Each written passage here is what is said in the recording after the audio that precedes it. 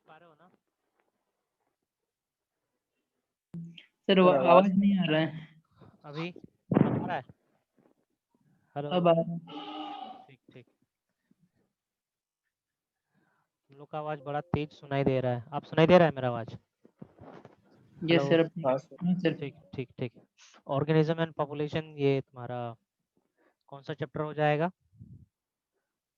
Chapter कौन सा होगा? 12 होगा या 13 होगा? देखो तो 13, 14, 15, 16 या 13 13 होगा होना शायद। चाहिए। Organism and population, fine.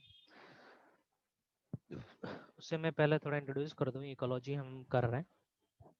Ecology कहने का मतलब उन सभी चीज़ों को स्टडी करना जो हमारे आसपास है, फाइन। लिविंग थिंग को भी स्टडी करेंगे और नॉन लिविंग थिंग को भी स्टडी करेंगे। क्या क्या चीज़ लिविंग थिंग को प्रभावित करता है, बढ़ावा देता है, नुकसान करता है, क्या क्या चीज़ नॉन लिविंग थिंग को बढ़ावा देता है, नुकसान करता है, वो सारी चीज़ हम लोग पढ़ेंगे इकोलॉजी के अंदर। मोटा मोटी बोला जाए तो इकोलॉजी के अंदर हम इंटरेक्शन पढ़ेंगे between the biotic and abiotic component.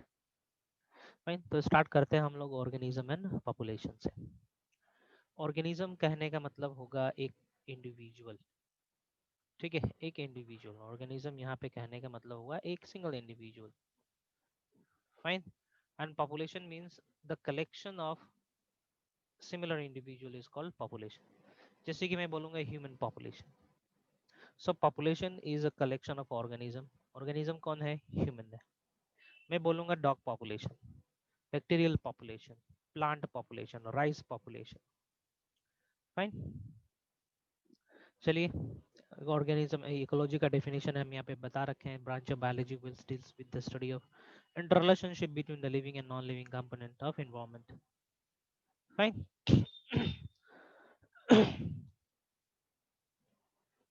सो इसमें हम तीन बेसिक चीज़ें पढ़ेंगे: ecological classification, organism and populations के बारे में,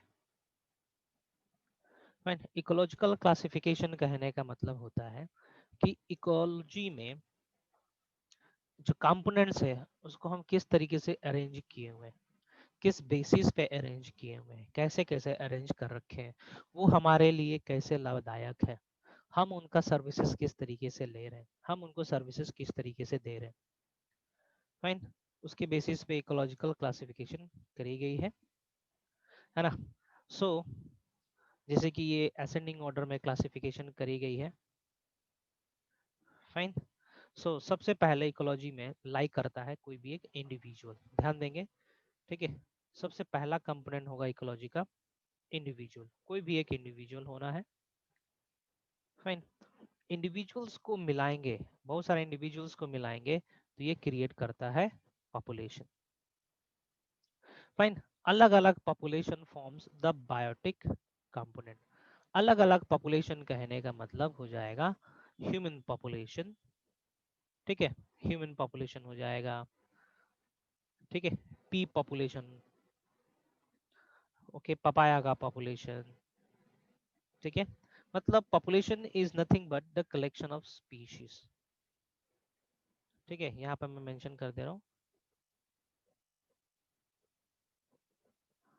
मिट क्यों नहीं रहा?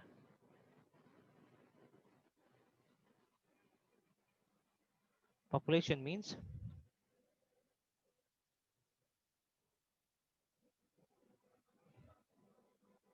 is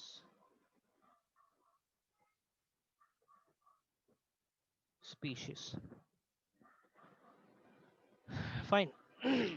सो बहुत सारे स्पीशीज को यदि हम मिलाएंगे, बहुत सारे स्पीशीज को, then that forms biotic component, वो बायोटिक कंपोनेंट बनाएंगे,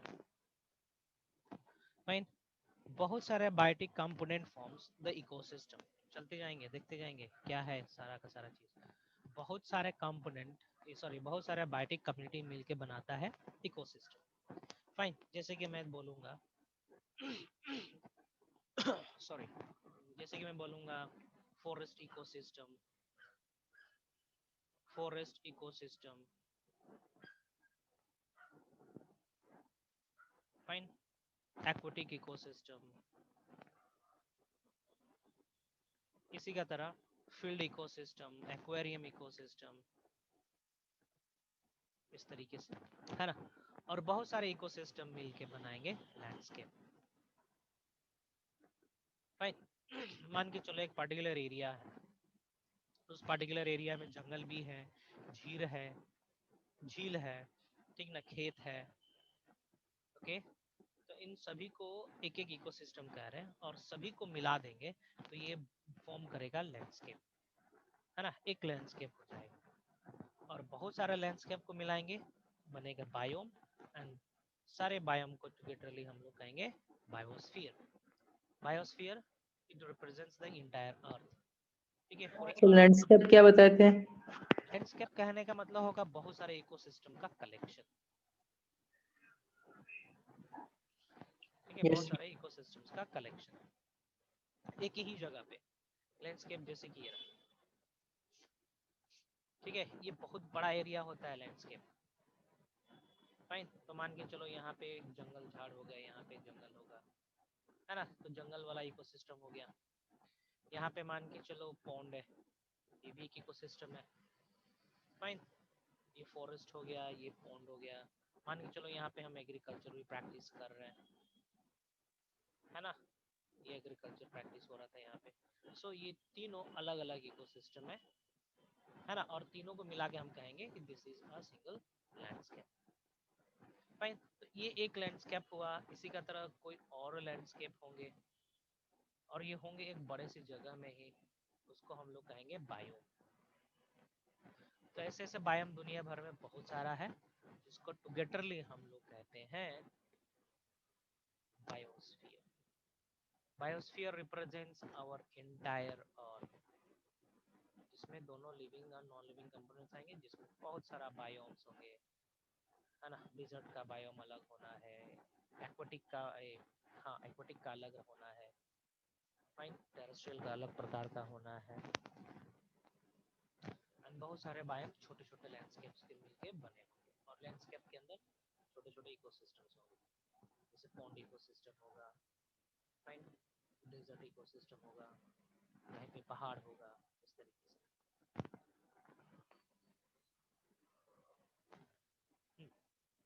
ऑर्गेनिज्म और individual, it is the basic unit of ecology.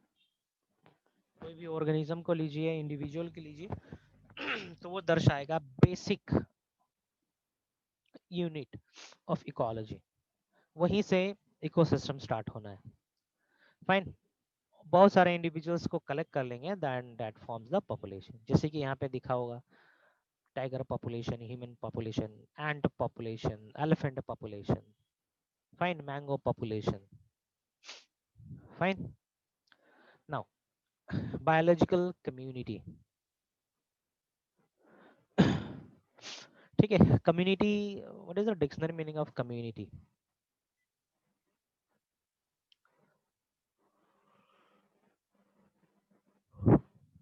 Community का मतलब क्या है जी?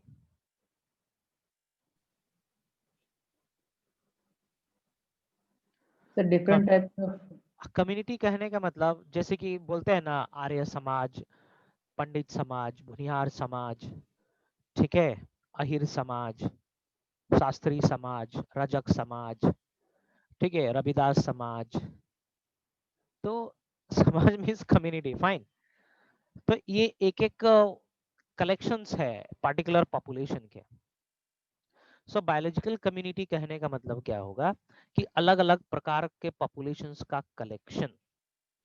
जैसे कि टाइगर एक कम्युनिटी रिप्रेजेंट करेगा, एलिफेंट एक कम्युनिटी को रिप्रेजेंट करेगा, पेड़ी एक कम्युनिटी को रिप्रेजेंट करेगा, फाइन, इंसेक्ट में खास करके ग्रास ऊपर एक कम्युनिटी को, स्नेक एक कम्युनिटी को रिप्रेजेंट करेंगे।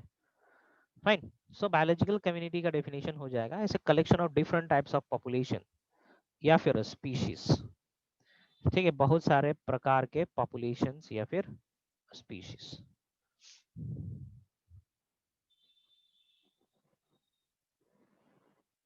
फाइन।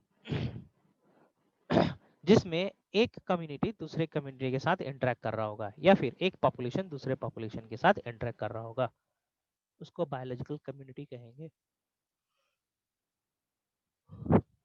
कमान दाएं बाएं से जो भी क्वेश्चन आ रहा है, मन में राइज हो रहा है, उसको अभी ही क्लियर कर लेंगे। Come on. फिर से मैं बोल रहा हूँ।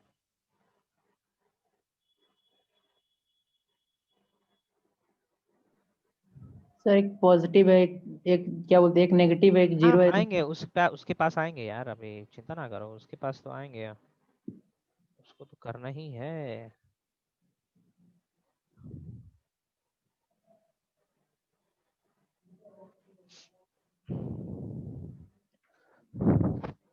फाइन, चलिए बताते हैं क्या क्या इंटरेक्शंस, किस प्रकार का इंटरेक्शन होता है इकोलॉजी में। ठीक है, जैसे कि दो ऑर्गेनिज्म साथ में रहते हैं और एक दूसरे को बेनिफिट देते हैं, उसको कहते हैं हम लोग म्यूचुअलिज्म या फिर सिम्बा।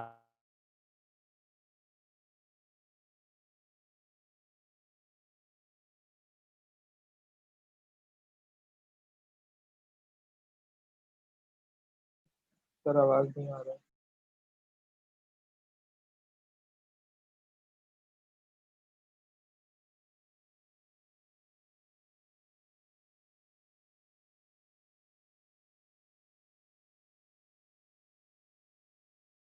ऐसा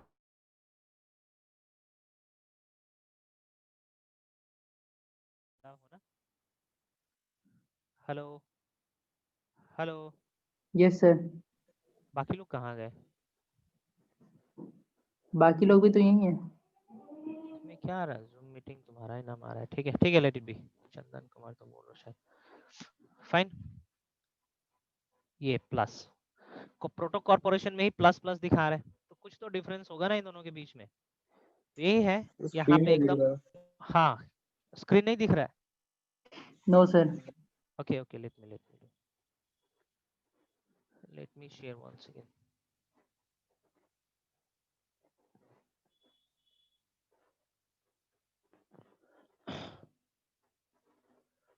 कहाँ से करूँ फिर?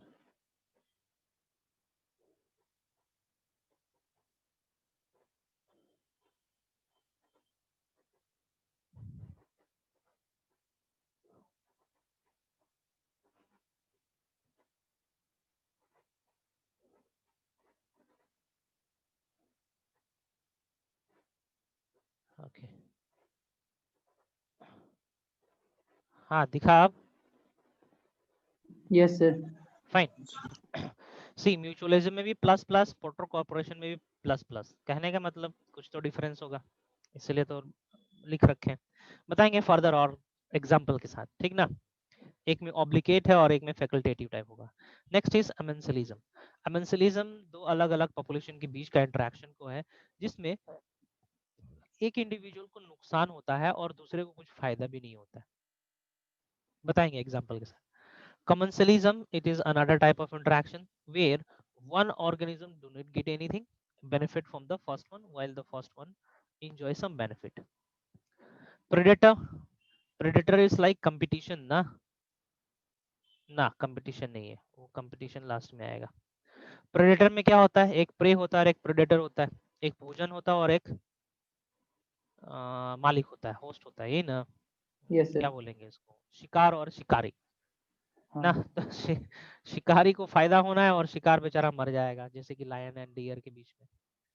पैरासिटिज्म, पैरासिटिज्म में भी यही होता है। ठीक है, पैरासिटिज्म में यही होता है, एक को नुकसान और दूसरे को फायदा।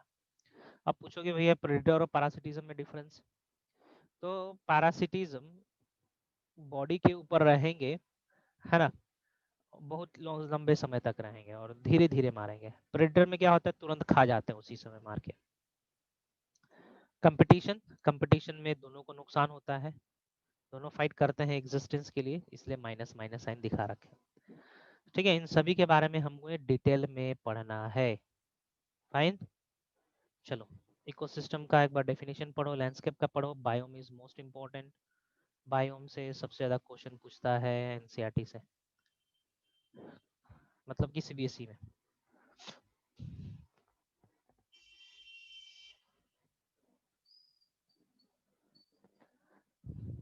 ठीक है, बायोम कहने का मतलब होगा बहुत सारे लैंडस्केप का कलेक्शन, जहाँ पे इन्वायरमेंटल कंडीशन ऑलमोस्ट सेम रहेगा। फाइन, जैसे कि मैं बोलूंगा biome of our nation Bharat, है ना, अपना अलग है, ठीक है, एक्वाटिक बायोम अलग होगा। Fine. Two major biomes are the aquatic biome and the terrestrial biome. ठीक है, aquatic biome में आएगा फ्रेश वाटर बायोम, सी और salty water and coral reef. Fine, ये तीन अलग अलग प्रकार के बायोम हो गए।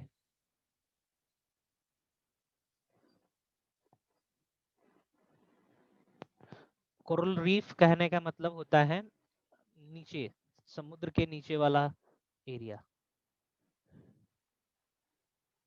ठीक ना, इसको हम लोग कहते हैं coral reef. Fine, fresh atmosphere water को बायोम बायोम, में नहीं रखते सॉल्टी हैं। Water biome and coral reef. हाँ जी चंदन, क्या बोल रहे हो?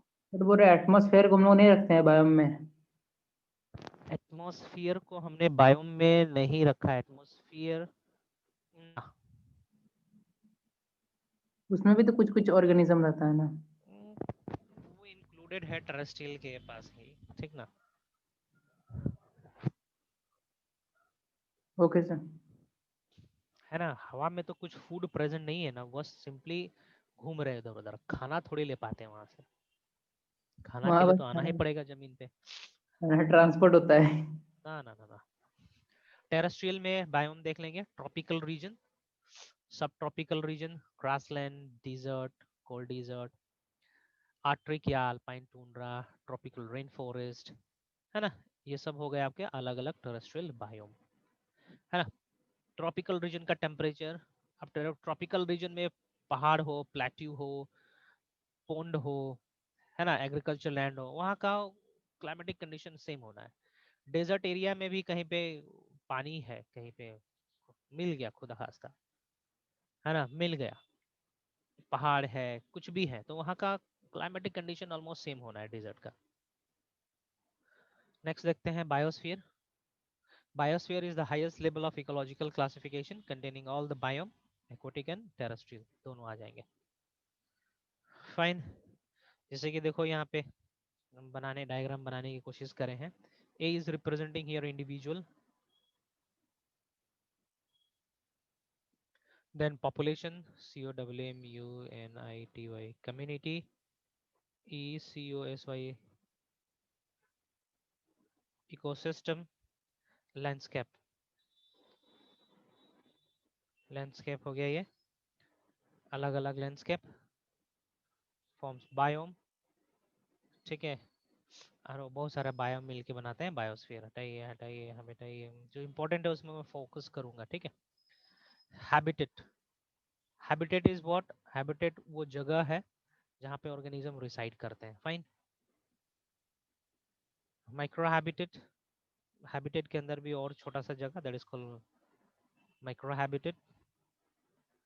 इकोलॉजिकल नीच, ये इंपॉर्टेंट है, सीबीएसई का फेवरेट क्वेश्चन में से एक है, व्हाट इज इकोलॉजिकल नीच। नीच कहने का मतलब होता है role of a particular organism, उस पार्टिकुलर ऑर्गेनिज्म पे इस पृथ्वी का क्या रोल है, ठीक है। That means that particular organism का इस पृथ्वी पे क्या नीश है, क्या नीच है, क्या प्रोफेशन है, प्रोड्यूसर है या कंज्यूमर है या डिकम्पोजर है ना, इसके रिस्पेक्ट में नीश की डेफिनेशन दी गई है।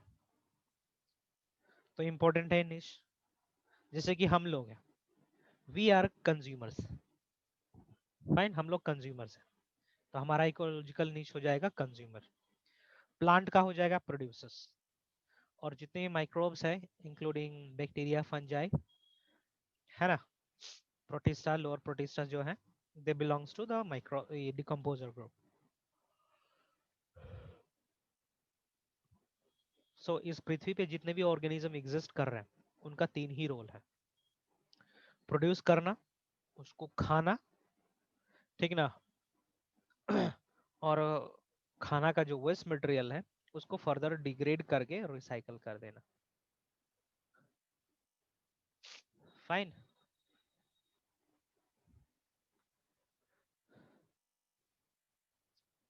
Next is the climatic zones. Climatic zone जैसे कि tropical zone, sub tropical, temperate, Arctic, Atlantic, ये तो आपको पढ़ने को मिला होगा क्लास 7 में, है ना, कौन सा लैटिट्यूड पे है ये देख लेंगे, 0 to 20 डिग्रीज से देखेंगे, याद कर पाओगे तो ठीक है, अदरवाइज लिव इट, इतना डाटा याद नहीं हो सकता, यदि कर लोगे तो अच्छी बात है। एवरेज टेम्परेचर क्या है वो इम्पोर्टेंट है, इसमें बता रहा हूँ इम्पोर्टेंट क्या है। टेम्परेट एंड ट्रॉपिकल ये दोनों इम्पोर्टेंट है, इसका आप पोजीशन वेक्टर याद रखेंगे, कितना लैटिट्यूड पे लाई करता है और एवरेज टेम्परेचर क्या है। फाइन, आर्टिक के बारे में तो पता ही है, ठंडा रहता है वहां पे।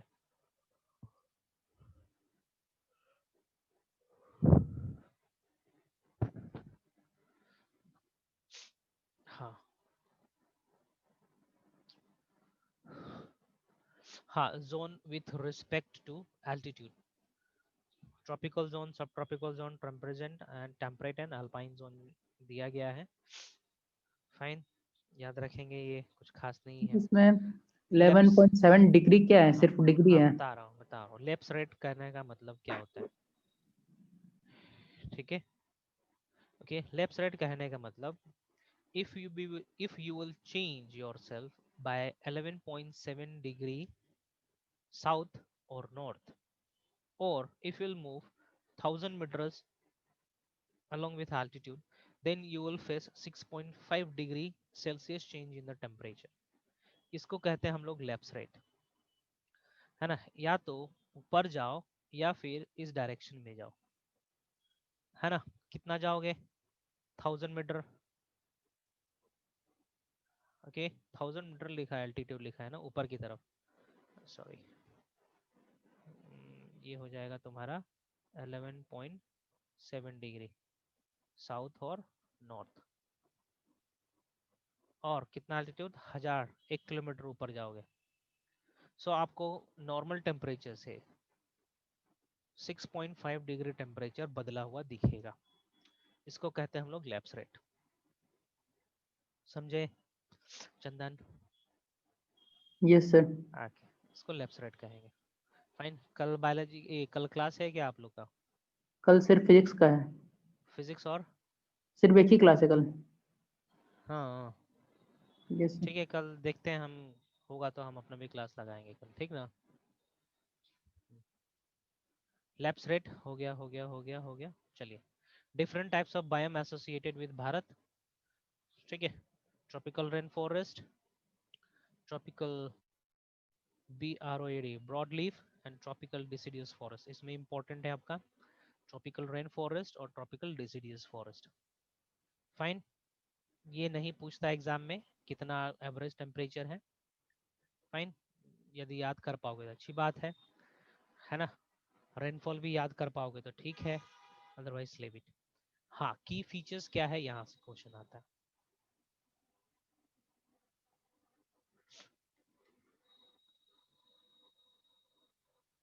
ठीक है, these are the name of plants and animals which exist in the tropical rainforest.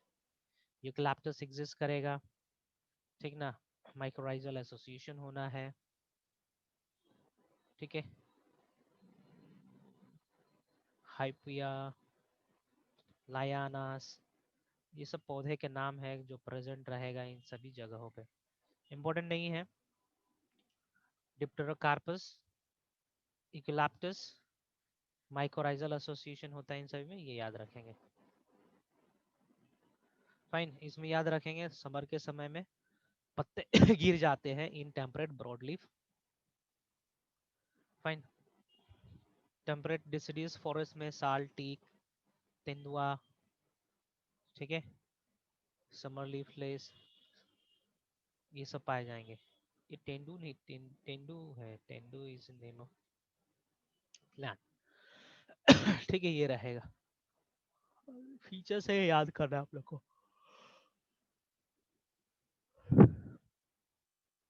हो पाएगा, बताओ जरा। फीचर्स में तो सिर्फ ट्रीज का नाम लिखा हुआ है ना। हाँ, कहने बस का मतलब ये पौधे एग्जिस्ट करते हैं, तो मैं फिर से बोल रहा हूँ, इस इन सभी चीज को याद करने की जरूरत नहीं है, सिंपली आप एनसीईआरटी को फॉलो कर लेंगे, जो चीजें वहां पे मेंशन होंगी उसी चीज को याद करेंगे। फाइन, ये सारा चीज आप याद कर भी नहीं पाओगे, सो एनसीईआरटी में जो मेंशन होगा बस उसी चीज़ को आप याद कर लेंगे। तो मैं आप लोग के ऊपर छोड़ रहा हूँ, आप लोगों को होमवर्क ये दे रहा हूँ कि आप क्लास के बाद एनसीईआरटी देखेंगे और एनसीईआरटी में जो जितने भी एग्जाम्पल मेंशन किए हुए हैं भारत के लिए रिस्पेक्ट में, है ना, उसी को याद रखेंगे बस, और करेंगे जरूर। हाँ, अब आते हैं, ecology means what? Interaction between biotic and abiotic, है ना। तो एबायोटिक कंपोनेंट्स के अंदर क्या आएगा? वही पेड़, पौधे, टेम्परेचर, प्रेशर, यही सब आएगा ना। सो देख लेते हैं हम लोग कुछ कुछ कंपोनेंट्स एबायोटिक वाला पहले, जैसे कि टेम्परेचर देखते हैं, ठीक है। सो ऑप्टिमम टेम्परेचर सबके लिए जरूरी है एंजाइमेटिक एक्टिविटी, केमिकल रिएक्शंस के लिए।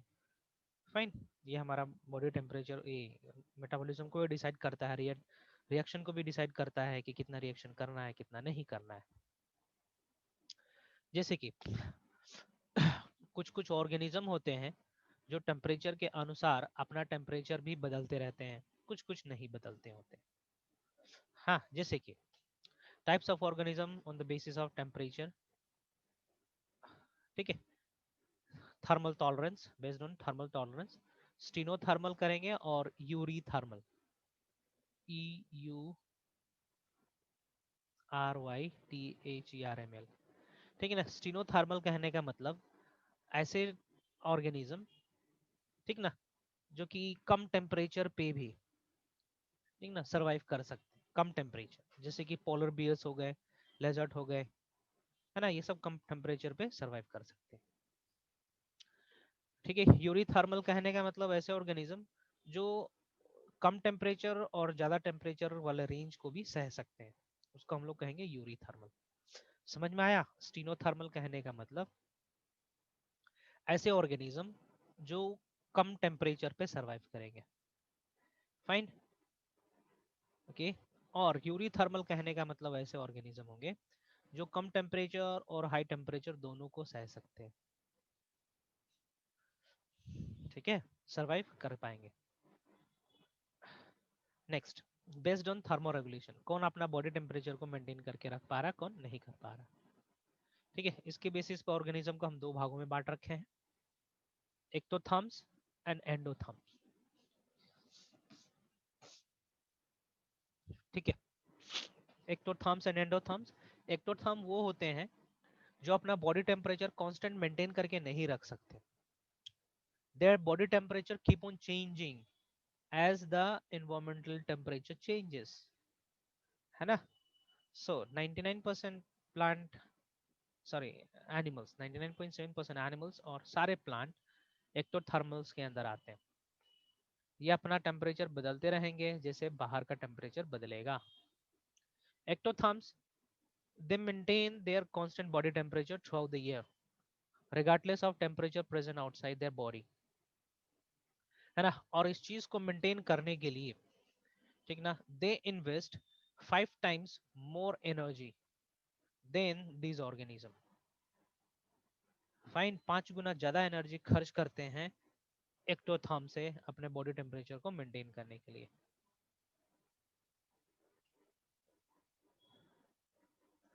सर ठीक, हाँ जी बोलो। सर वहाँ पर लिखे 99.7% एनिमल्स, तो मैमल्स हाँ, को भी एनिमल्स के अंदर बोलते हैं हम लोग। तो एनिमल्स है ना, तो सारे एनिमल्स तो नहीं ना, ऑल एनिमल्स तो नहीं लिखे हैं ना, ऑल एनिमल्स नहीं ना 99.7%। लिखा है जी। हाँ सर। 99.7, ठीक ना, परसेंट एनिमल्स है, इसका मतलब 0.5% के आसपास एनिमल्स ऐसे होंगे जो कि अपना बॉडी टेम्परेचर को मेंटेन कर पा रहे हैं कांस्टेंट, तो उसके अंदर आ जाएगा मैमल्स एंड बर्ड्स, ठीक है।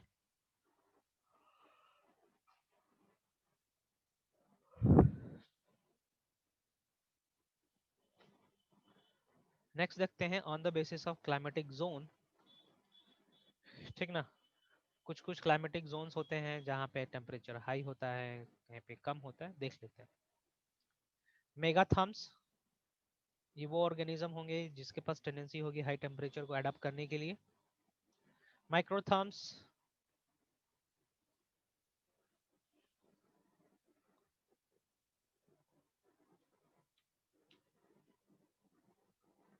ठीक ना, जो लो विंटर टेम्परेचर को टॉलरेट कर पाएंगे और मॉडरेट समर टेम्परेचर को। मेसोथर्म्स माइल्ड विंटर और हाई समर को सहने वाले ऑर्गेनिज्म। ठीक है, इसको हिस्टोथर्म्स आर्टिक रीजन में पाएंगे, जो शॉर्ट समर को और लॉन्ग विंटर को इनकाउंटर करते हैं।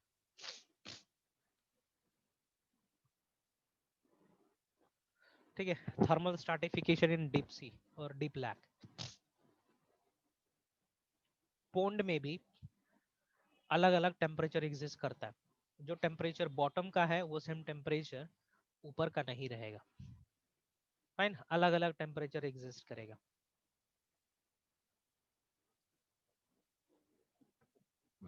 जैसे कि अपर लेयर जिसका टेम्परेचर मैक्सिमम होगा,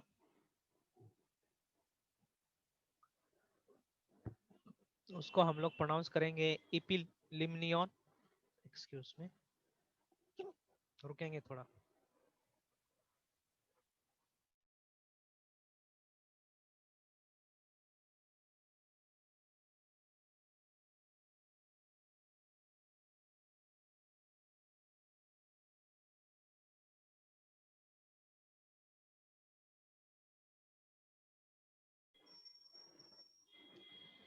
इपिलिमनियन कहने का मतलब होता है पहलका लेयर।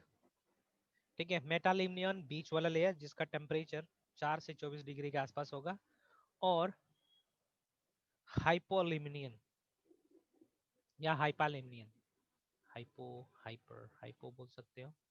ठीक ना, ये लोअर टेम्परेचर वाला रीजन होगा। हाँ, मैक्सिमम ऑक्सीजन और वार्म कंडीशन होगा इपिलिमनियन में। हाइपो में ऑक्सीजन कम रहेगा, ठंडा टेम्परेचर ज्यादा होना है। ठीक है, और मेटालिमनियन बीच वाला में, ठीक है, मैक्सिमम टेम्परेचर होगा बोल सकते हैं, या एवरेज टेम्परेचर बोल सकते हैं।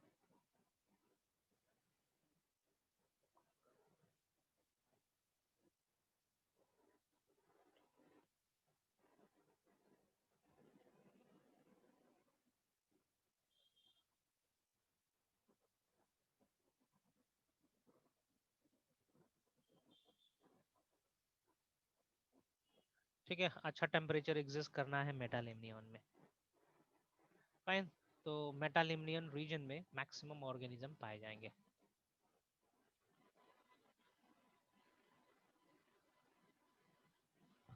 ठीक है, यहाँ पे फ्लक्चुएशन होना है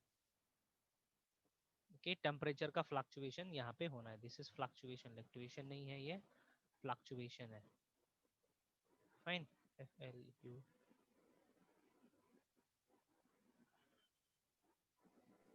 सर इंडिया इसी जोन में आता है क्या? अरे ये पानी का मैं जिक्र कर रहा हूँ, हर वाटर बॉडी का जिक्र कर रहा हूँ, हर वाटर बॉडी का जिक्र कर रहा हूँ। Yes sir. ठीक ना, इसमें ज्यादातर फ्लक्चुएट करेगा temperature. Now rules of for adaptation. Rules, चलिए रूल्स बताते हैं। रूल्स कहने का मतलब ऑर्गेनिज्म क्या स्ट्रैटेजी अपनाते हैं, क्या जतन करते हैं अपने आप को जिंदा रखने के लिए। डेजर्ट में, ठंडे जगह पे, टेम्परेट, सब टेम्परेट, ट्रॉपिकल, ट्रॉपिकल रेन, ठीक है ना, ग्रासलैंड, इन सभी जगहों पे रहने के लिए अपने शरीर के अंदर क्या क्या कर रखे हैं बदलाव जीवित रहने के लिए, तो वो सब हम जानेंगे, है ना। ये सब हम जानेंगे कुछ रूल्स से जो साइंटिस्ट द्वारा दिया गया है ना। ओके, चलिए देखते हैं। Bergmann's rule. ठीक है, Bergmann's rule, abiotic fishes, birds. Okay, this is for what extinction like ear, tail.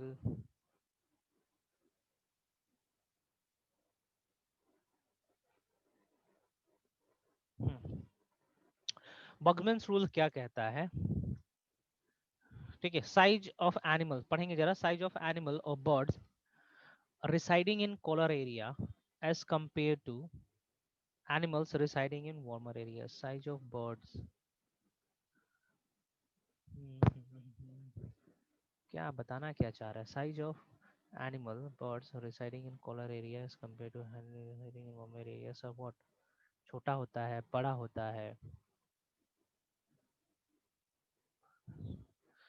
ठीक है, साइज बड़ा होगा, साइज ऑफ एनिमल्स, फाइन, बड़ा होना है,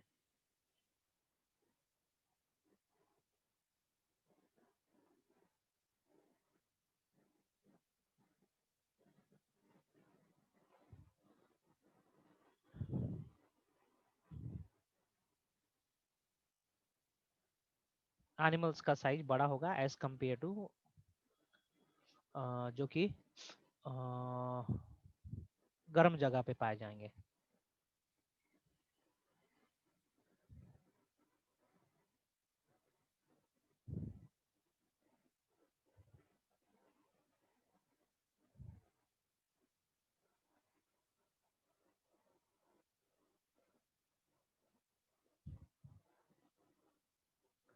साइज ऑफ एनिमल्स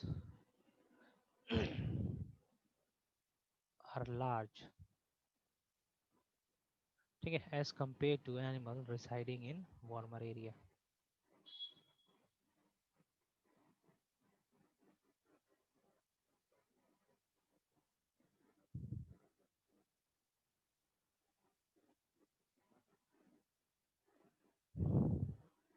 फाइन, समझ में आया बर्गमैन्स रूल? Yes sir. ठीक है, एलेंस रूल इसका जस्ट उल्टा होता है, ठीक है, एलेंस रूल इंपॉर्टेंट है यहाँ पे। एलेंस रूल कहता है कि एक्सट्रीमिट्स लाइक कान, नाक, पूंछ ना, ये सब छोटा हो जाता है उन एनिमल्स का जो ठंडे रीजन में रिसाइड करते हैं। जैसे कि मैं बात करूंगा पियर का, बियर, उसका जो पोलर बियर होगा उसका पूंछ छोटा हो जाएगा। चूहा हो गया जो ठंडे एरिया पे पाया जाएगा, उसका कान का पिन्ना छोटा हो जाएगा, पूंछ छोटा हो जाएगा, है ना। मतलब बाहर के एक्सट्रीमिस्ट जितने भी होंगे, ठीक है, धड़ से जितना भी ऑर्गन बाहर होगा वो छोटा हो जाता है। छोटा इसलिए होता है ताकि हीट लॉस ना हो। चलिए एक चीज बताता हूँ, ठंडी के मौसम में सबसे ज्यादा ठंडा चीज आपके शरीर में कौन सा होता है? कान और नाक का टिप, महसूस करो कि नहीं, और फिंगर्स, महसूस करो कि नहीं कभी? Yes sir. ठीक ना, तो उसको हम लोग एक्सट्रीमिस्ट कहेंगे,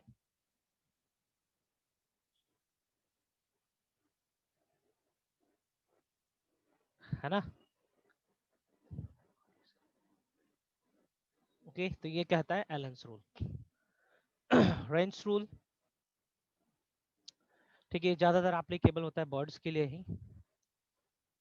Birds and aquatic animals.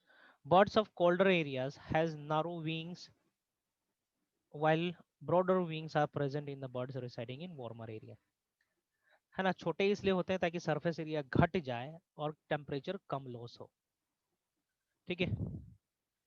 एरोडेंस role, ये मछलियों के लिए होता है। Fishes of cold region has larger body size, more number of vertebrates, while fishes of warmer region has small body size, less number of vertebrates, है ना। ये सब चीज एडेप्टेशन से लेना देना है। Fish of cold region has larger body size and more number of vertebrates, है ना। ठंडे जगह पे पाए जाने वाले जो मछलियां होंगी उनके पास जो वर्टिबल कॉलम्स होंगे, रीढ़ की हड्डी होगी, वो ना ज्यादा प्रेजेंट रहेगा। फाइन, ठीक है, मतलब ज्यादा थोरेक्स का मूवमेंट होगा, ज्यादा हीट प्रोडक्शन हो सकता है, इससे लेना देना है।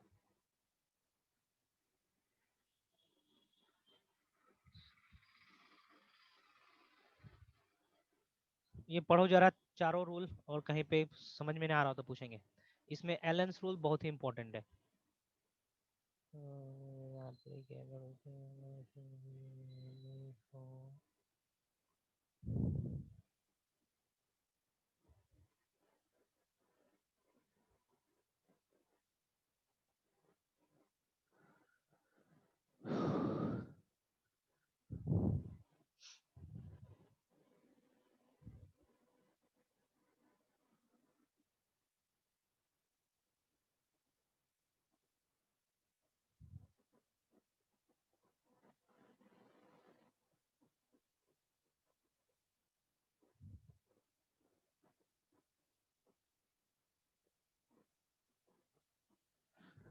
ठीक है, Bergmann's rule, Allen's rule, Rensch rule and एरोडेंस रूल।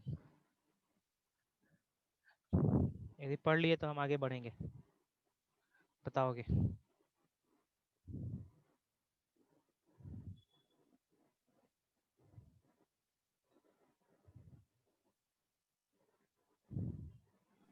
Yes sir.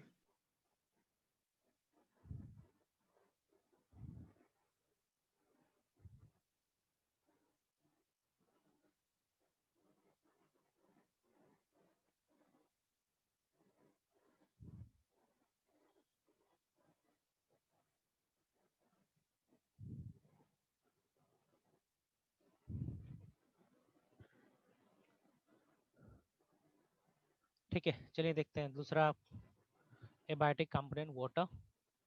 ठीक है, ये मैं नहीं बता रहा हूँ, ये मैं नहीं बता रहा हूँ, खुद से पढ़ो पढ़ो पढ़ो पढ़ो पढ़ो, ये सब पढ़ो कितना है। कमान कमान कमान कमान, खुद से पढ़ो। हाँ, water contain salt in it which is measured in the form of ppm, part per million. ये देखो, ये स्टूडेंट का हैंडराइटिंग किस तरीके से, ये डब्ल्यू नहीं है, एम है। Measured in part per million, ठीक ना, 1 मिलियन में कितना पार्ट है। ठीक है, जैसे कि आइलैंड वाटर, इसमें less than 5 part per million होता है unit of salt. Sea water में ज़्यादा होता है, और हाइपर सलाइन ज़्यादा, सलाइन वाटर में more than 100 parts per million होता है सॉल्ट का। Types of organism on the basis of tolerant of salt concentration. Euryhaline, euryhaline कहने का मतलब होगा वाइड रेंज ऑफ सॉल्ट को टॉलरेट कर पाना, सॉल्ट को कंसंट्रेशन को टॉलरेट कर पाना, है ना।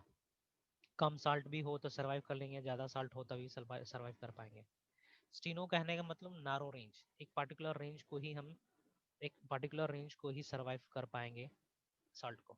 यदि सॉल्ट का कंसंट्रेशन एकदम घट गया, एकदम बढ़ गया, तो ये ऑर्गेनिज्म मर जाएंगे, सर्वाइव नहीं कर पाएंगे। Fine, next light, electromagnetic radiation है, ठीक ना। The visual part of the light ranges from 390 nanometre to 760 nanometre. हटाइए। सोलर कांस्टेंट, ये पढ़ो जरा, क्या लिखा हुआ है, ये कुछ खास नहीं है, बताएंगे, पढ़ो जरा, ना समझ में आता बताएंगे।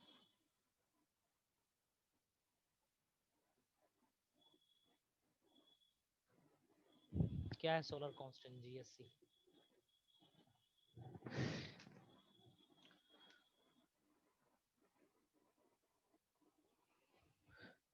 लिथोस्फीयर से, लिथोस्फीयर से 43 किलोमीटर ऊपर जाएंगे तो वहां पे जो एनर्जी प्रेजेंट है उसको हम लोग सोलर कांस्टेंट कहते हैं। फाइन,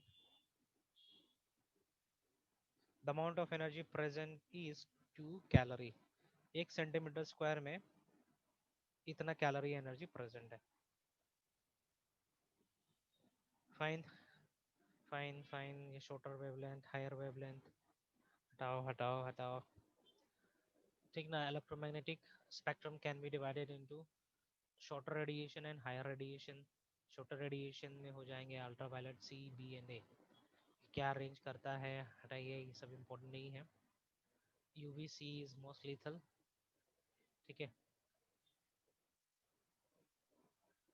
फाइन, ये भी हार्मफुल है, this is quite harmful. Moderately harmful A है, सबसे ज़्यादा हार्मफुल होता है vitamin, sorry ultraviolet light B, ये इंपॉर्टेंट है, याद रखेंगे। Fine, ultraviolet light rays harmful होता है, पृथ्वी पे पहुंचता नहीं है, ये ओजोन में एब्जॉर्ब हो जाता है, याद रखेंगे।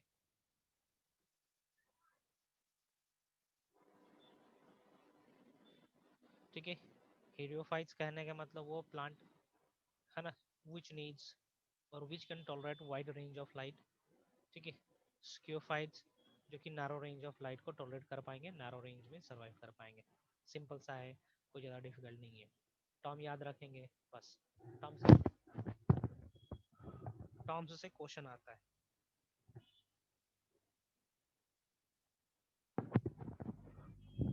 नेक्स्ट बढ़ते हैं हम लोग।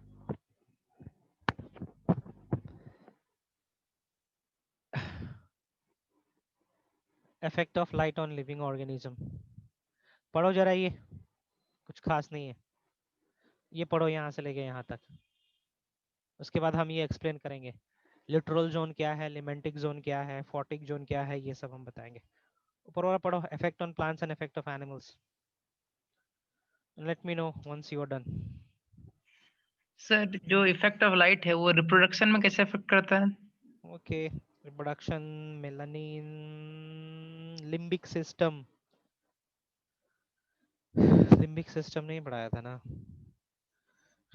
ठीक ना। ये हमारा हार्मोन प्रोडक्शन की एक्टिविटी को तो रोकेगा या फिर बूस्ट अप करता है। पिनियल ग्लैंड को अफेक्ट करता है light, and pineal gland is responsible for maintaining the sexual rhythm. Fine. और पिनियल ग्लैंड लाइट से रेगुलेट होता है। हो गया रिप्रोडक्शन से लेना देना। ये क्लास 11th का टॉपिक है, आप लोग में था ही नहीं, सिलेबस में नहीं था, इसलिए नहीं पढ़ाए थे। ठीक है, पिनियल ग्लैंड से लेना देना है। पिनियल ग्लैंड रेगुलेट करता है सेक्सुअल एक्टिविटीज को, और वो लाइट से रेगुलेट होता है।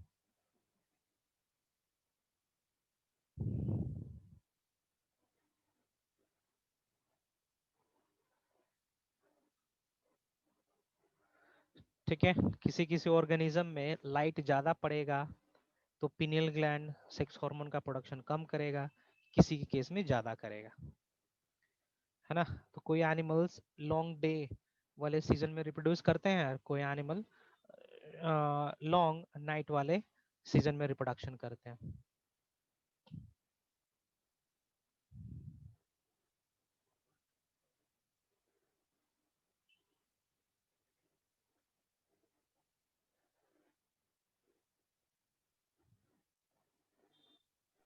फिर हो गया वहां तक। चलिए, लाइट जोन इन डीप वाटर। टेम्परेचर हमने डिस्कस करा था, है ना।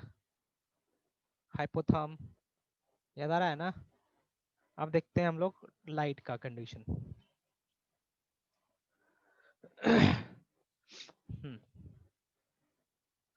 The what in water, light has two major zones, the littoral zone and the limantic zone.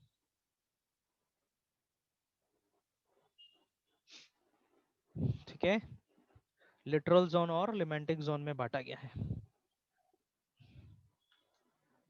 Literal zone and limnetic zone में दिखाता हूँ।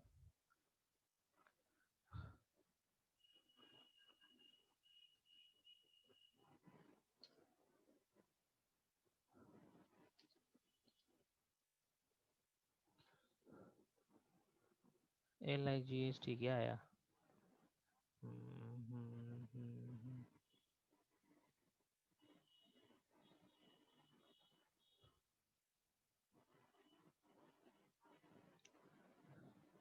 दिख रहा है डायग्राम राइट हैंड साइड में?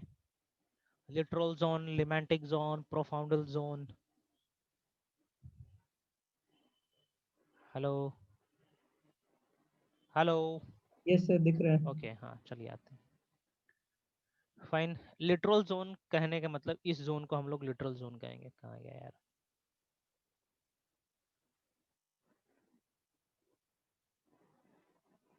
ठीक ना, जो जमीन के टच में है, ठीक ना, जो जमीन के टच में हो रहता है उसको हम लोग लिटरल जोन कहते हैं। फाइन, जमीन से छुआ हुआ है, लिटरल जोन कहेंगे। फाइन, और उसके नीचे जाएंगे तो अलग अलग जोन होने लगता है। ठीक है, लिमेंटिक जोन कहाँ गया? लिमेंटिक जोन जो पूरा पूरी, ठीक है, मैक्सिमम रीजन पानी में ही लाई करेगा, उसको हम लोग कहेंगे लिमेंटिक जोन। ये सब याद करने का चीज है, ठीक है।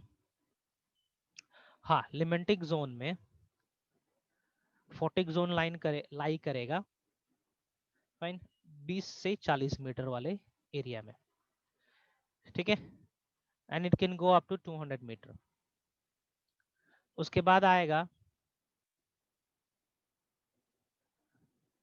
प्रोफाउंडल जोन।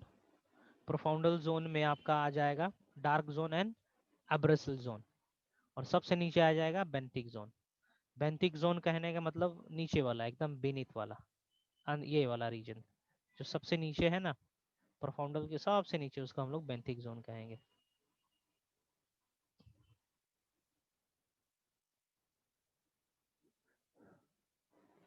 ये डायग्राम देखेंगे जरा, दिख रहा है?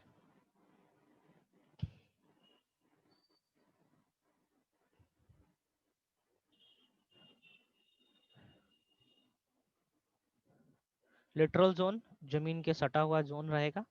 लिमेंटिंग जोन जो पूरा पूरी पानी में आएगा। लिमेंटिंग जोन में भी 3 जोन हो जाएंगे। फोटिक जोन, ठीक है, प्रोफाउंडल जोन एंड बेनेथिक जोन। फोटिक में भी आप, ठीक ना, यूफोटिक एंड डिस्फोटिक हो सकता है। डार्क जोन, एब्रेसिव जोन हो सकता है प्रोफाउंडल के अंदर। इतना याद करने की जरूरत नहीं है, हटाओ इसको, है ना, इसको भी हटाओ। बस याद रखेंगे limnetic zone has several zone like photic zone and profundal zone and benthic zone. Fine. Photic zone में मैक्सिमम लाइट होना है, प्रोफाउंडल में थोड़ा कम होना है, मतलब कि ऑलमोस्ट डार्क के आसपास। बेंथिक जोन में लाइट रहना ही नहीं है। फाइन, आगे बढ़ते हैं, आगे बढ़ते हैं। ठीक है, इसमें से कुछ क्वेश्चन पूछना है आप लोग को। लिटरल जमीन से सटा हुआ जोन होगा जिसमें लाइट अच्छा अमाउंट में रिसीव होगा। फोटिक जोन में भी अच्छा अमाउंट में लाइट रिसीव होगा। ठीक है, पेक्टोरल, सॉरी, प्रोफाउंडल, PROF, प्रोफाउंडल और बेंथिक जोन में लाइट रिसीव नहीं होना है।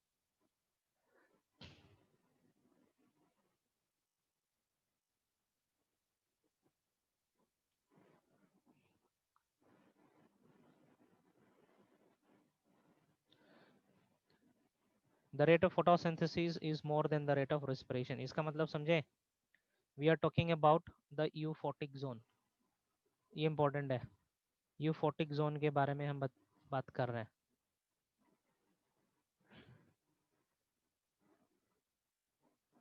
euphotic zone here, ये वाला रीजन दिख रहा है यहाँ पे डायग्राम में। We are talking about euphotic zone. euphotic zone कहाँ पर present है? So euphotic zone is present in the photic zone. Fine. euphotic zone के पास मैक्सिमम फोटोसिंथेसिस होता है एज कंपेयर टू रिस्पिरेशन, है ना। तो इसीलिए ये वाला रीजन ज्यादा बायोमास का प्रोडक्शन करता है। मोस्ट इंपोर्टेंट क्वेश्चन आता है जी, ये लॉजिक समझ में आया? फोटोसिंथेसिस ज्यादा करना, रिस्पिरेशन कम करना, तो ओवरऑल बायोमास तो बढ़ेगा ना इसका, बढ़ेगा कि नहीं बढ़ेगा? Yes sir. है ना, बढ़ेगा। इसलिए देखो यहाँ पे क्या लिखा हुआ है, यहाँ से क्वेश्चन आ सकता है कि यार डायग्राम दे देगा और बोलेगा इनमें से कौन सा जोन के पास हायर बायोमास होगा। ये photic zone, that is photic zone, that is limnetic zone या littoral zone, limnetic zone. Fine, क्यों होगा? क्योंकि फोटोसिंथेसिस रेट हाई है और रिस्पिरेशन कम है, प्रोडक्शन ज़्यादा है, यूटिलाइजेशन कम है। फाइन, तो यहाँ पे रिस्पिरेशन भी ज़्यादा ही होगा, सॉरी, प्रोडक्शन बायोमास ज़्यादा होगा। डिस्फोटिक जोन में कम लाइट है ना, तो यहाँ पे रिस्पिरेशन नॉर्मली होगा लेकिन फोटोसिंथेसिस कम होना है ना। ओके, तो ये वाला रीजन उतना फ्लरिश नहीं कर पाएगा, स्टेबल रहेगा। Profundal zone, this is the zone of consumer.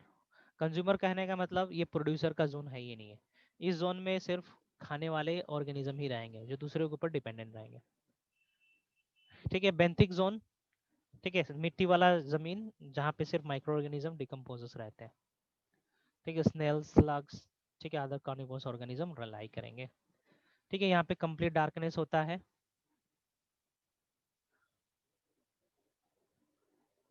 This is the region of complete darkness. Organisms show some adaptations such as bioluminescence, having protruding eye, बाहर के ऊपर आँख निकला हुआ रहेगा, है ना।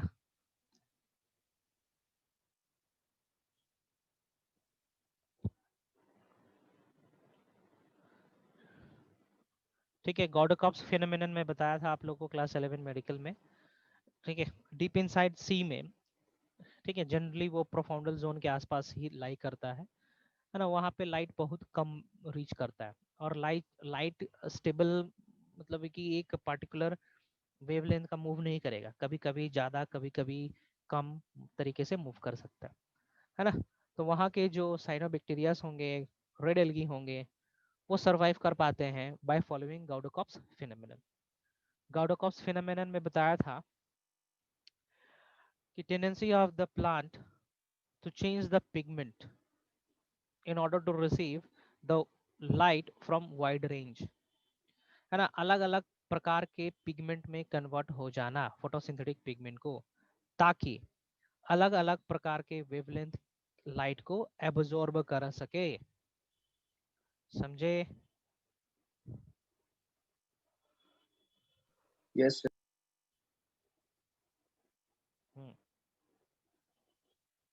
नेक्स्ट मूव करता हूं मैं सोयल पे। अनदर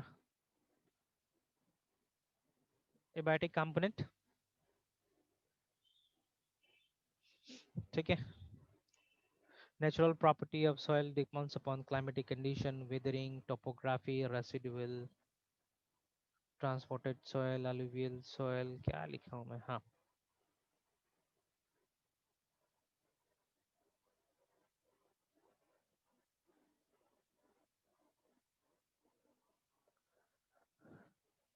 ठीक है। कुछ कुछ चीजें मैं मेंशन कर रखा हूँ यहाँ पे, सॉइल्स के कुछ टर्म्स है, ठीक है। alluvial soil, alien soil, glacier soil, pH, particular size, mineral particles, हटाइए हटाइए हटाइए, कुछ खास नहीं है ये सब। सॉइल एक्चुअली किस चीज से बना हुआ है? तो सॉइल बना हुआ है gravel, sand, slit and clay से। फाइन। हाँ, नीट में क्वेश्चन आता है कि what is the size of this materials. Gravel का साइज क्या है, सैंड का साइज क्या है, क्ले का साइज क्या है, यहाँ से क्वेश्चन आता है।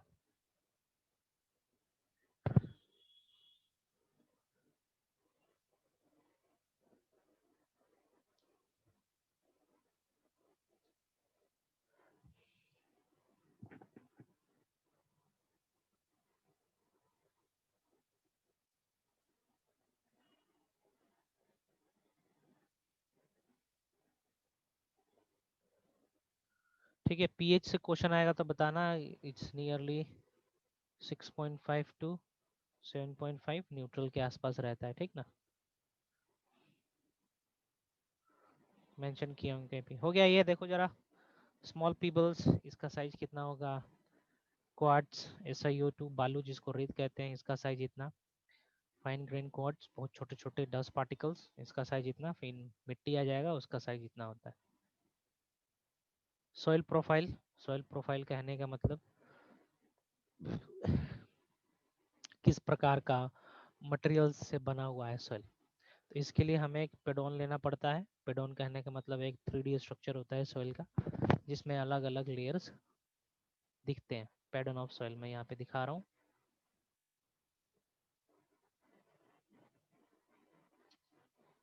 पैटर्न,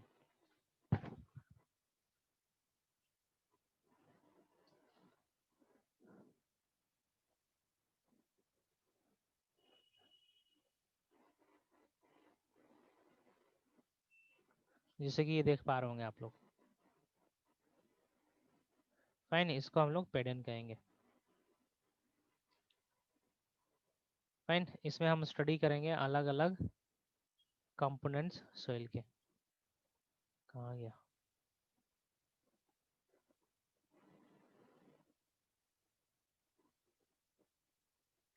नहीं है। सी,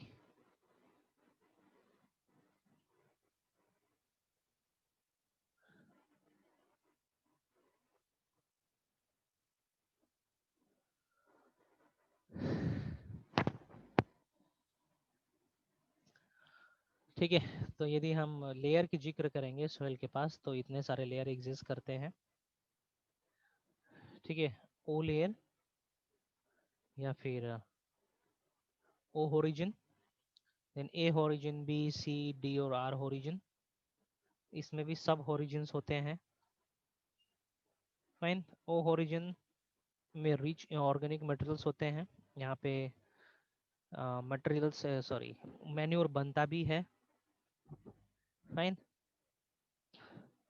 ओ ओरिजिन में न्यूट्रन कंटेंट ज़्यादा होगा तो जर्मिनेशन सीड का अच्छे तरीके से हो सकता है। ओ ओरिजिन को फर्दर क्लासिफाई कर दिया गया है O1 और O2 में। O1 एकदम ऊपर वाला लेयर, सोइल का एकदम ऊपर वाला लेयर, जहाँ पे पतिया, एक्सक्रीटा, फल, ठीक ना, ये सब पड़े हुए हैं और जिनमें सड़ने का काम अभी चलाना है, जिसके चलते सोइल बन जाए, मैन्योर बन जाए। O2 लेयर, ओरिजिन 2 लेयर कहने का मतलब जहाँ पे सोइल बन चुका है ना। ओके, जस्ट नीचे होंगे पत्ते के, जो झाड़ियाँ वगैरह है, पत्ते हैं, उसके नीचे ही रीजन रहता है ये। ठीक है, this is the region where above organic material, where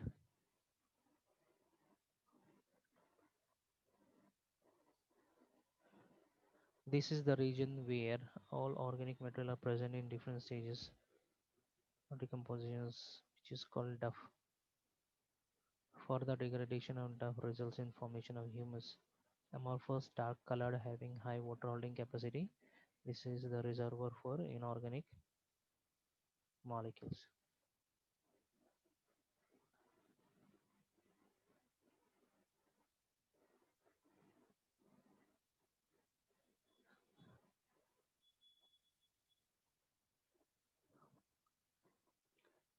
फिर से ए लेयर आएगा,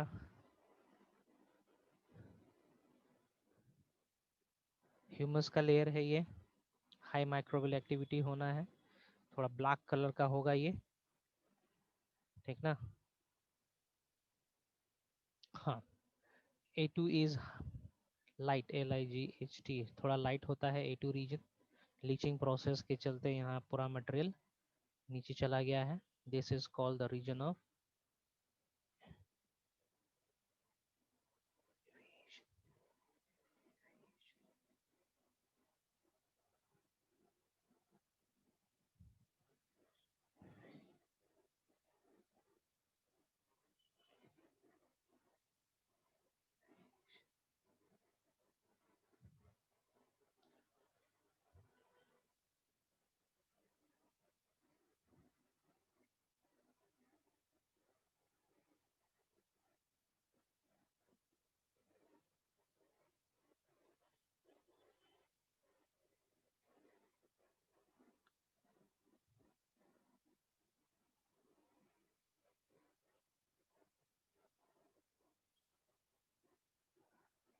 हटाओ, ये सब कुछ खास नहीं है ना, लिव इट, उतना इम्पोर्टेंट नहीं है। बी ओरिजिन,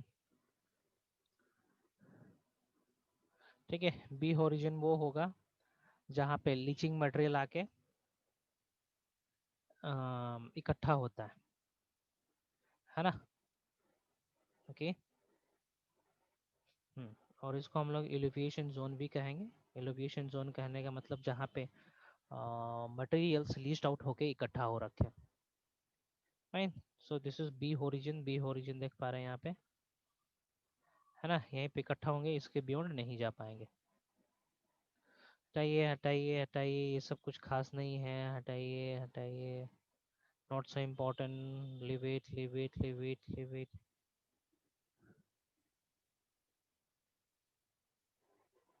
ठीक है, करना चाहो तो करो, अदरवाइज लिव इट, कुछ क्वेश्चन खास नहीं पूछता है यहाँ से, है ना। एनसीईआरटी से ही कर लेंगे, इस पोर्शन को भी मैं बोलूँगा। Fine, read from NCERT.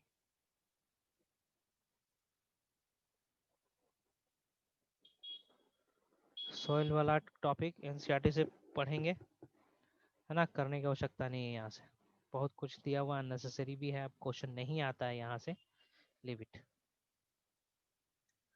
इसका कंपैरिजन पहले पूछता था, अब नहीं पूछेगा। फाइन, हटाइए। अब आते हैं हम लोग दूसरा टॉपिक पे। दूसरा टॉपिक ये है कि ऑर्गेनिज्म अपने आप को जीवित रखने के लिए क्या क्या स्ट्रैटेजी अपनाता है। फाइन, ऑर्गेनिज्म अपने आप को जीवित रखने के लिए क्या क्या स्ट्रैटेजी अपनाता है, वो सब चीज़ों का जिक्र करना है हमें यहाँ पे, है ना। सी, क्या क्या स्ट्रैटेजी अपनाता है, रेगुलेशन करेगा, रेगुलेशन कहने का मतलब फेर बदलाव करेगा अपने शरीर के अंदर, ठीक है। कन्फॉर्मर्स, एक प्रकार का होता है स्टेबल रहना, पार्शियल रेगुलेट करना, मतलब कुछ रेगुलेट करना और कुछ ना रेगुलेट करना, माइग्रेशन हट जाना वहाँ से, सस्पेंड मतलब कि हाइबरनेट कर लेना, है ना। तो ये सब स्ट्रैटेजी अपना सकते हैं ऑर्गेनिज्म अपने आप को जीवित रखने के लिए। सो रेगुलेशन कहने का मतलब होगा फाइन, अपने आप को स्टाउट रखना, बरकरार रखना, बाहर कुछ भी हो, बाहर का टेम्परेचर कुछ भी हो, बाहर का सैलिनिटी कुछ भी हो, है ना, हम जैसे हैं वैसे ही रहेंगे। फाइन। तो कुछ ऑर्गेनिज्म रेगुलेटर्स होते हैं जिसको हम लोग एक्टोथर्म्स कहते हैं, जो बॉडी टेम्परेचर को कांस्टेंट मेंटेन करके रखेंगे। बाहर का टेम्परेचर कुछ भी हो, देखो यहाँ पे बाहर का टेम्परेचर बढ़ रहा है ना, बॉडी टेम्परेचर बढ़ रहा है। वेट वेट वेट वेट, क्या है ये? अच्छा, इन्वायरमेंटल कंडीशन है,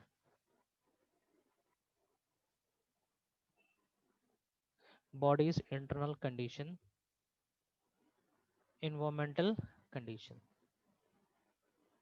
ठीक है, तो देख रहे हैं हम जैसे टेम्परेचर इस तरह बढ़ा रहे हैं, बॉडी टेम्परेचर यहीं तक है, यहीं तक है, यहीं तक है, ठीक है, बढ़ नहीं रहा है। फाइन। जैसे कि हम लोग हैं, कन्फॉर्मर्स होते हैं जो बॉडी टेम्परेचर को बढ़ाएंगे, ये सब पढ़ा चुके हैं हम, पोइकिलोथर्म्स कहते हैं। पार्शियल रेगुलेटर्स कुछ हद तक बॉडी टेम्परेचर बढ़ाएंगे फिर कांस्टेंट कर लेंगे। फाइन, ये सब मैं पहले बता चुका हूँ, पढ़ लेंगे, आसान है। नेक्स्ट इज माइग्रेशन, उस जगह को छोड़ देना, कहीं दूसरी जगह चला जाना।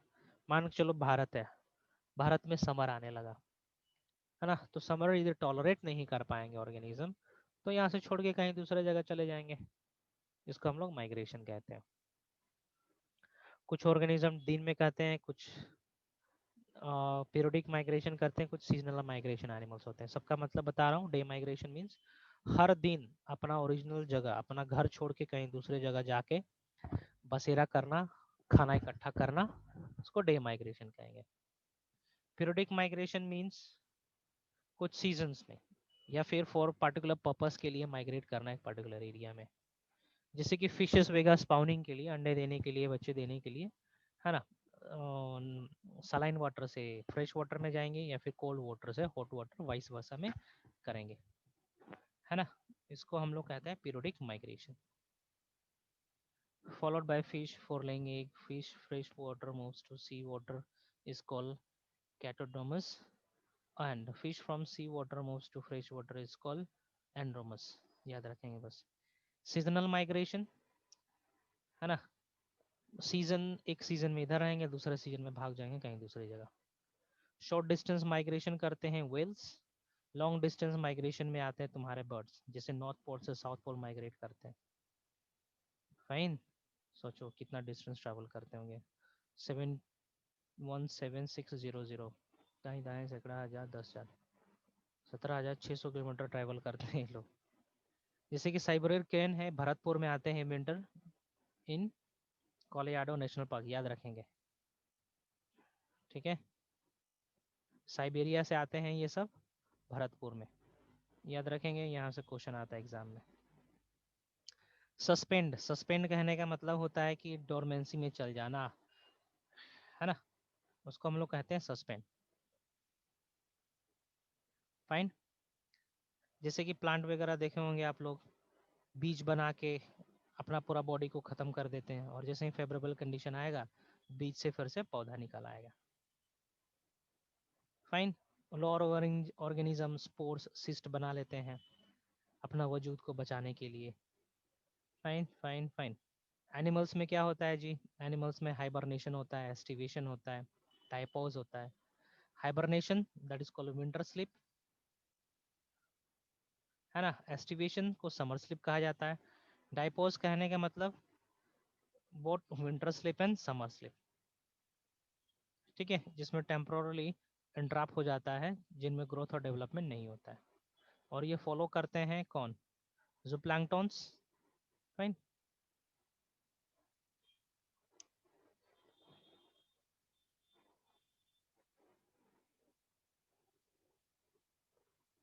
चलिए आज इतना तक ही रहने देता हूँ, यहाँ तक आप लोग पढ़ोगे, इसके बाद से मैं अगले क्लास में डील करूँगा, ठीक है।